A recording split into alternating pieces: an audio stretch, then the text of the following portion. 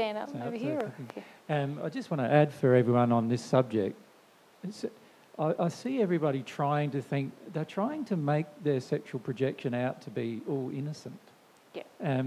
As if it's like some kind of innocent behaviour of a bystander, when it's actually almost a rape of another person, or a desire to sexually engage with another person at least. And most of the time it's about power. Mm-hmm. So the reality is the addiction of sexual projection most of the time covers other addictions of wanting power and wanting control and wanting to abuse another person, wanting to make the other person feel lesser than yourself, or wanting to use them for your own sexual gratification. And there's quite a lot in there that we're missing out in all of this discussion, I feel, because most of us want to believe that we're nice and innocent, and actually we're nicer than that. That's what we'd like to believe. Now, of course, many of the spirits, by the time, once they pass, they don't care about how nice they look anymore, because they know they look terrible when they're in this. When a person sexually projects all the time, they're basically having sex with all sorts and sundry, which means that their soul condition is very, very low. And so when they pass in the spirit world, they look very ugly. So they don't care about how they look anymore. They just want the feeling. And so all they do is, like, it's all about the feeling then for them. And I feel that for a lot of us on earth, it's all about the feeling as well. It's all about the feeling. It's not that we've got some innocent emotion like Daddy didn't love me, so this is why I sexually project a lot of the times. There's plenty of people on earth whose daddies didn't love them and they don't sexually project. Exactly. So like, this is all about our abuse of sexual energy in order to have both sexual and other addictions met. And we need to be I feel a lot more firmer about the discussion. I know some people feel a bit embarrassed about it and they get a bit, laugh a bit about it, but in my opinion, it's such a huge issue.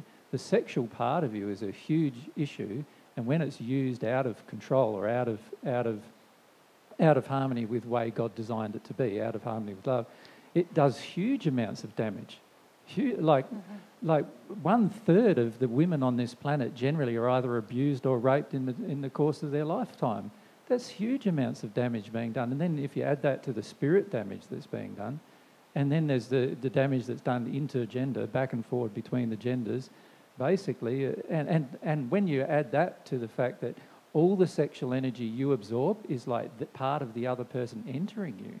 Mm-hmm. And when you give out sexual energy, you're entering the other person. And if you add all of that together, you start considering all of that. It's a huge issue that is not just about, but it is a lot about desire for sex, desire for sexual power, desire for sexual control, sexual rage, fear sexually. It's like, and all of those issues are all part of it. But we're not as innocent as we believe we are most of the time when it comes to doing it. Yeah, and usually by the time we get to projecting it outwards, there is a lot of, that's an intentional thing, isn't it? Where we are saying, I want like power control, or I'm so angry at your gender, you mean that little to me that or even just simple, I want to rape you, but I'm not going to go and do it because I'll get put in jail. So what I'll do instead is do it energetically.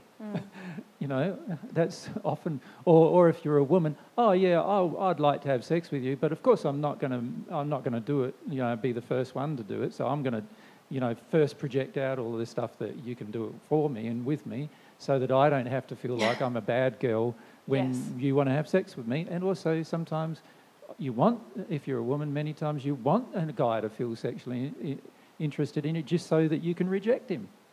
Just so that you can make him feel terrible about himself, even desiring you.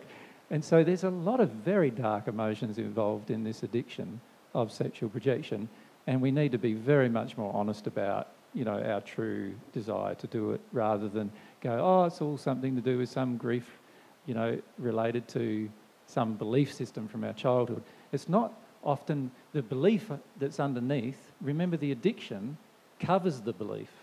So for most of us, the sexual projection is an addiction. It's not the belief, right? Yes, definitely. So the sexual addiction is a choice. It's a choice you made, and many of us made it very young. But we continue to make it as adults all the time. It's a choice we are making, to harm another person through our sexual energy. Yeah. Thanks, babe. Thank you. Knife of truth.